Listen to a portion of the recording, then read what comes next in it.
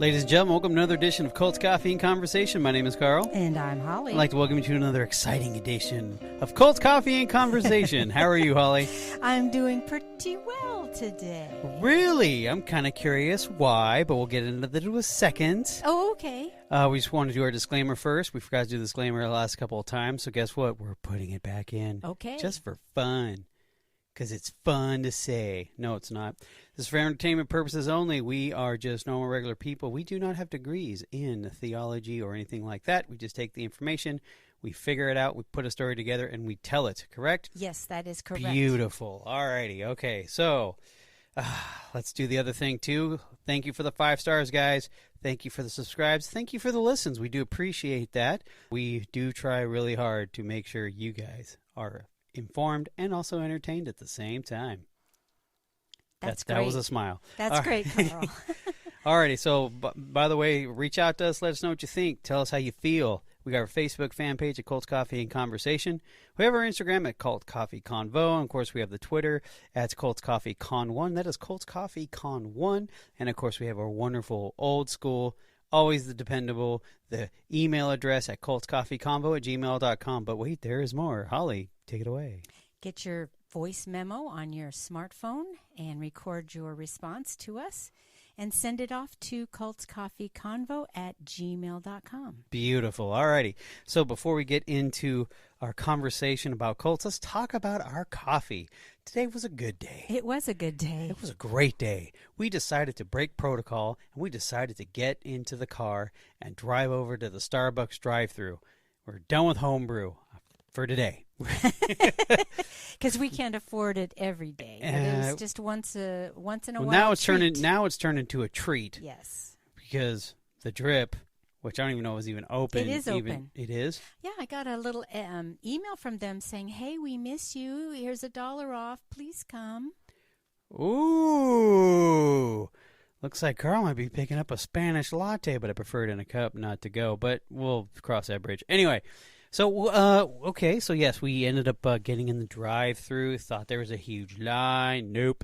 We got up early. That's the trick. You got to get up super early. Yes, and it's a Sunday, so this is everyone's normal day of just, I think I'll sleep in until midnight, or till noon, I'm sorry. Midnight. They went to bed at midnight. But, so we were able to drive through and order our coffee. Didn't even wait long. What? No, we did not, because the car in front of us had a really quick order. Boom, boom. Man, by the time we, did our order, it was already done. Yeah, we were already driving up to the window and ready to pay. So what did you have, Holly? I had an iced cloud caramel macchiato. Is that how it is? I think that sounds about right. Mm-hmm. I had the vanilla cappuccino. Felt like a man again. My ankles got goosebumps. It was so good. I savored the flavor. It took me 30 minutes. Savored the flavor. Yes, it took me 30 minutes to drink it while watching church on TV. Oh, yeah, that was awesome. Yes. Somehow we're all televangelists now. Anyway. All righty. So are you ready to get into it? Yes, I am ready. Okay. Go ahead and set it up. Well, first of all, yes, we're going to set it up. Now, if you notice, the last episode, guys, was a little shorter than normal because this one's going to be a little bit longer. We hope. Maybe. It's going to be longer. Okay. Now, this is the fourth transition. Would you say this is the fourth transition? Well, it's part of the third transition, but it's a section of the third transition. Section of the third. Okay. Now, this is where it gets pretty ugly, very violent. Yes. And, of course, politics kind of play into it a smidge. Oh, yes. Yes. So, are you ready? Let's buckle up. I am ready. Let's do this. Okay. Now, the Synanon, the foundation, had a quote-unquote wire. It's an internal broadcasting system that played 24 hours with the repeat talk of getting the enemies. George Orwell's 1984 had arrived a little bit early. Now, not too long of time, Synanon commerced training of the Imperial Marines in a depot flats in the Badger Mountains and attacked over 40 people. Now, there's a thing called a karoom, which is a strike and rebound, which is known in pool halls. Yes. Well, when they used to be around pool halls, but in the vernacular of pooldom, shots now involved public beatings and getting the quote-unquote enemies. Now, on missions that went coast to coast. Now, members were taught that if caught on a violent mission, to go to jail and do not blame Synanon. Interesting. Plausible deniability. Now, publicly, Dietrich warned that people should not mess with Synanon because the organization could not control its members. Now, also, quote-unquote bombs, he would say in 1978 to news reporters Connie Chung, this is when she was with CBS News in 1978, will go off in homes of critics. Now, Synanon members bought stock in ABC, which, first of all, very clever, and attended the stockholders' meetings and named their names and the members and identifying themselves as former members of Murder Incorporated. Fun. Asked the board if they had protection for their wives. That's pretty... I can't believe in those days there's total terrorist attack on verbal terrorist they're attack, literally like saying they're part of Murder Incorporated, which is a known mafia gang thing, and just saying it in the middle of a public meeting of stockholders. How many people think are at stockholder meetings? A lot, of course. So there's tons of witnesses. What do? Yeah, weird. Now, Dietrich compared Synanon to the mafia. The Marines were led by Dr. Douglas Robson, who eventually flee in fear of arrest. Yes, Coward. Of course, do as I say, not as I do. Abused children assigned to Synanon began running away to help by a quote-unquote underground railroad. This was led by a rancher, Alvin Gambonini, who sought to return them to their parents. That's nice of him. Guess what he got in return for being nice? A Synanon mob beat up Gambonini in front of his family. Now, the beatings of opponents, alleged thieves, and ex-members, which were called splitties, occurred across the country. Now, Synanon mobs attacked teenagers and youngsters. Of course, we already know about who got close to their properties. So that's attacking people. It's kind of an amazing thing. It's 1978. Now, this is actually right before Jonestown happened. Yes. By the way, because that happened in November 1978. Oh, that's right. Yes, and this is all in the earlier part, and as we go down, it'll talk about the months that was going on. But before that, in 1977, in Santa Monica, Synanon took in a woman in a pre-psychotic break and would not return her to her husband and transferred her to Tamales Bay.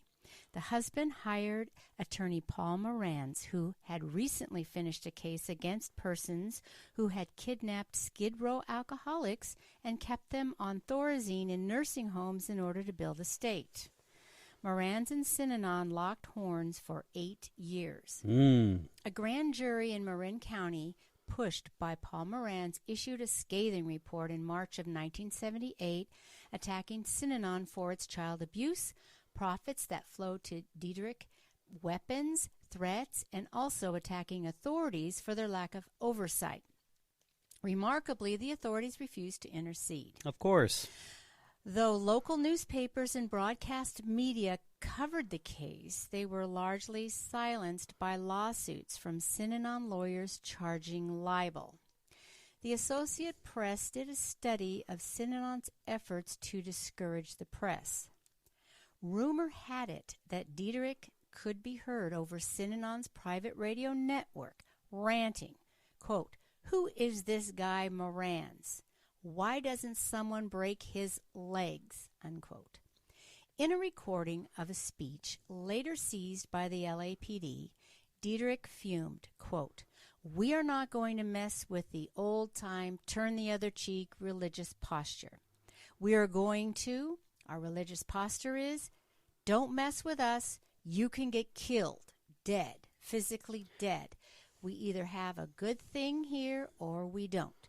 If we have a good thing here, then we are not going to permit people like greedy lawyers to destroy it," unquote. Okay, first of all, you can get killed, dead, physically dead. Well, yeah, because he wanted to make sure, I always thought that was kind of odd. But, you could say, "Oh, I'm going to kill you," and it's not really meaning you're going to kill. You see what I'm saying? Yes. But he reiterated that. He's making sure he got his point across. Yes, he did. Beautiful. Okay, I'm sorry, go ahead. No, that's okay. Ex-Synanon members heard from members inside of Synanon that they had Morans' address and that he was next. Question.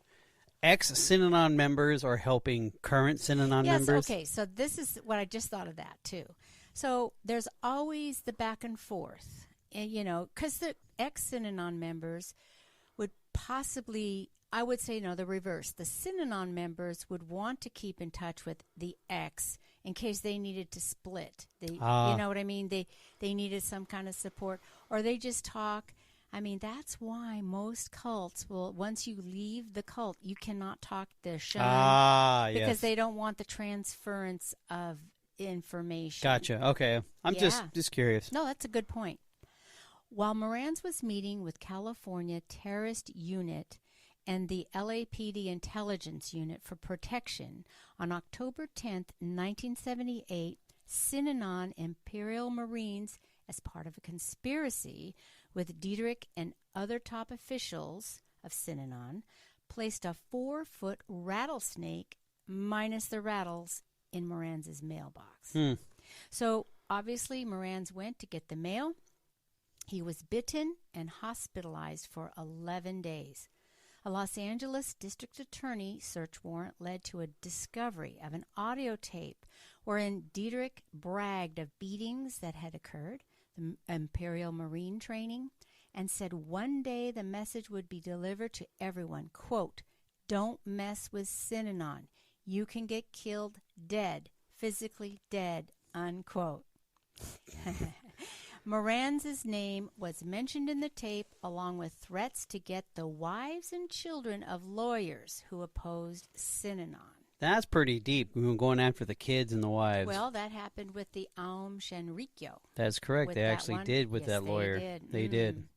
Now, local authorities refused to investigate after a grand jury reported issues that this has caught attention of David Mitchell, who ran a small weekly paper called the Point Reyes Light. Now, Mitchell found the report rejection was led by Sheriff Lou Montanos, who turned out he had been nominated for sheriff with Synanon help. Corruption indeed. And who had been given gun permits to Dietrich and second-in-command Dan Garrett. Now, Mitchell developed a quote-unquote deep throat in the sheriff's department, Art Disterheft. Now, other journalists who took on Synanon were LA Times reporter Narda Zucchino and, of course, Connie Chung. Synanon purchases of over $200,000 of weapons from a single gun store also brought media attention. Now, the lawsuit brought by Moran's, the ones by Synanon against ABC and Time magazine, ultimately turned out to be Synanon's undoing, giving, through legal investigation, journalists access to some internal documents on violence.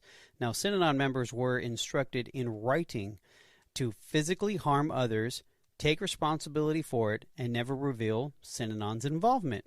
Those who went to jail for Synanon were treated as heroes. Dietrich officially declared it a quote-unquote holy war. Now, in June of 1978, Ernestine White, a grandmother, was trying to get her 3 grandchildren out of Synanon. Her daughter died in Synanon, and the husband split. Moran's got a court order giving Mrs. White custody, but Synanon refused to turn them over. So Moran's was prepared for that. Upon Synanon's disobedience, 13 police vehicles surrounded the building and drew their weapons, and the police told the Synanon the kids were coming out with them. The only question was how. Okay, so we got weapons, we're surrounded. What do you think? They're so brave, and they think they're the you-know-what, right? All 3 minors were returned to Mrs. White. Okay. During summer of 1978, California Congressman Herschel Rosenthal, a longtime Synanon supporter, attached a rider to a bill that, if passed, would exempt Synanon from all health licensing laws regardless of condition person taken in. Beautiful. The Marin County supervisors, including Barbara Boxer and Dianne Feinstein, did not want to take a public position against Synanon as it was a constituent. So you mean to tell me, after they were surrounded by the police, that 13 cop cars, all that kind of jazz to get Mrs. White's grandchildren out, they were actually going to get free reign on as far as health conditions, and Barbara Boxer and Dianne Feinstein didn't have the stones to step up to them and say, nah, it's good. No, we're going to say no to this? A, they may have not known all the facts, but B, it's a progression. This is a progressive group. They're doing things that have never been done. And, San Francisco Bay Area is all about the progressive. And I get that part, but how can you justify your progressiveness with $200,000 worth of weaponry bought in one spot? That's not progressive. I'm just saying. I'm just throwing it out here. It would be super interesting, but they probably don't even remember that far back because one of these people are still alive. Of course they don't. Although, actually, they're in their 80s. Yeah, I was going to say both of them are still alive. There was just one still in Congress. Yes. Mm-hmm. Yes. Dianne Feinstein. That's so weird. All right, go ahead. I'm sorry. So through a telephone call to Paul Moran's by the Marin County Council, the supervisor requested Moran's lobby to defeat the bill, which was in its last committee for vote. Moran's did, and the bill was defeated by 1 vote. Wow, beautiful. Okay. Now, eventually in September 21st of 1970, the Marines tried to murder, and when we mean by Marines, we mean their version of the Marines, tried to murder ex-member Phil Ritter. Now, Phil Ritter, who was trying to get his child out and has gone to the authorities to complain about forced vasectomies in Synanon, which we covered last episode. One day as Ritter was returning from home via the supermarket, 2 young men approached him. Without saying a word, they beat him with wooden mallets, leaving him on the ground bleeding with a fractured skull. They didn't even take his wallet. The attack was among at least 18 that the California Attorney General's office eventually linked to Synanon. To this day, there are disagreements over whether Dietrich ordered the violence perpetuated by Synanon members or merely stroked their rage. But 3 declarations written in 1983 by the 3 Synanon officials in exchange for immunity from prosecution, how convenient, stated that the Imperial Marines prepared a quote-unquote hit list of Synanon quote-unquote enemies that was approved by Dietrich's assistant, Walter Lubell. Now, the hit list included former Synanon president Jack Hurst, who his dog was found hung, Phil Ritter, and, of course, Paul Moran's the lawyer. They alleged that the security chief, Art Warfield, had direct Imperial Marine Joe Misuko, a Vietnam vet, to find a hitman to kill Moran's. Then Misuko reported the job would cost $10,000. Synanon executives deemed the price too high and ordered the Marines to, quote, take care of Moran's, end quote, themselves. Okay, question. So, yeah, I have a question on that, too. You first. Well, I mean, they're cheap. Okay, you just were right there with me. It's like, so $10,000's too much, but yet you spend $250,000 on cigarettes a year. You also just bought $200,000 an hour. I know, but the thing is the funniest thing is that they figured, well, they have people there. They don't care whose blood gets on whose hands. Right. $10,000, but you're spilling $250,000 here on cigarettes. Because he could send out the Marines, quote unquote, to kill him, okay, for free. $10,000. No, it's so. I mean, we're talking about a life here, but it's just like when you just run the numbers, you're just like, really, it just. Well, it was part of their undoing because stepping over dollars to pick up pennies. Well, if they would have paid somebody, they might have gotten away with it. That's my point. But all right, whatever. Okay. According to the 3 declarations, Lubell was the one who directed Musico and Alan Hubbard to attack Phil Ritter, and Lubell who ordered Musico and Lance Keaton, the son of jazz musician Stan Keaton, to travel to Los Angeles and plant the rattlesnake in Moran's mailbox. The day after the attack, police arrested Musico and Kenton. A month later, Los Angeles prosecutor John Watson and 30 law enforcement officials descended on Synanon's new $1 million compound in Lake Havasu to arrest Dietrich on the charge of conspiracy to commit murder. They found him, according to Watson, in a stupor, staring straight ahead, an empty bottle of Chivas Regal in front of him. Oh, that was a quote. He was so drunk that he had to be carried to jail in a stretcher. So a dog goes back to his vomit. Is that what that appears to be? I guess. Pretty much, right? In 1980, Dietrich pleaded no contest to conspiracy to commit murder. Yes. He pleaded no contest? That's funny. To me, that's... Well, he made a plea deal. That's what it was. Oh, that's right. I'm sorry. I forgot. Now, in 1980, this is the time, well, in the late 70s, mid to late 70s, they had a lot of these easier sentences. They were indeterminate sentences, but I don't know if this is what this was. But he was fined. Now, check this out, Carl. Dietrich was fined $10,000. Could have paid the hitman for that. Yep. Sentenced to 5 years of probation, which means he's not in jail. Morantz agreed to let Dietrich avoid prison time owing to his poor health. Poor health and what? And barred from having any affiliation with Synanon. So I think Morantz wanted him out of Synanon because he was the party that was damaged by Synanon, was Morantz. Okay, absent its charismatic leader, the group floundered. The IRS revoked its tax-exempt status and ordered Synanon to pay $17 million. Yes.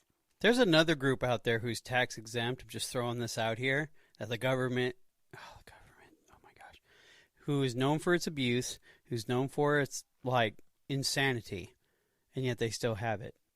Well, yeah, they didn't have it. They fought for it and got it. Because when you get your tax exemption revoked, that means you owe all back taxes. See, it's not like, okay, from going forward, then you owe taxes. Right. In the lengthy court battle that ensued, Morantz provided hundreds of documents he'd unearthed that implicated Dietrich and other Synanon officials in criminal acts. Beautiful. Those documents became the foundation of Morantz's book on Synanon, From Miracle to Madness. The court finally ruled against Synanon in 1984, finding that it had a, quote, policy of terror and violence, unquote, and a practice of diverting, quote, corporate resources for the enrichment of individuals, unquote. Synanon declared bankruptcy and in 1991 formally dissolved, though a branch carries on in Germany. Now before the snake in the mailbox incident, Dietrich tried to escape a warrant for his arrest in Washington, D.C. Now he fled to Europe, where he returned to alcoholic drinking. So that's where he picked it back up. He passed out when he was arrested for the assault of attempted murder, obviously, of Paul Morantz, because they carried him out in a stretcher. Now, the Department of Justice in the 1980s, hiring Morantz and a sociologist, Richard Offshee, as a consultant, sued Synanon to remove its tax-free status retroactively and committing a reign of terrorism. Now, the concept was based on law that eventual charities are taxed if they commit acts against public policy.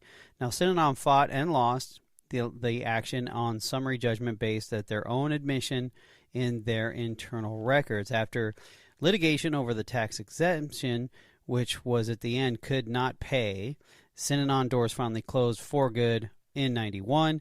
Before the attack on Morantz, Synanon had opened a new quote-unquote private corporation city in Lake Havasu, which was a plan to send Synanon money to private corporation and then into the hands of Synanon leaders through salaries.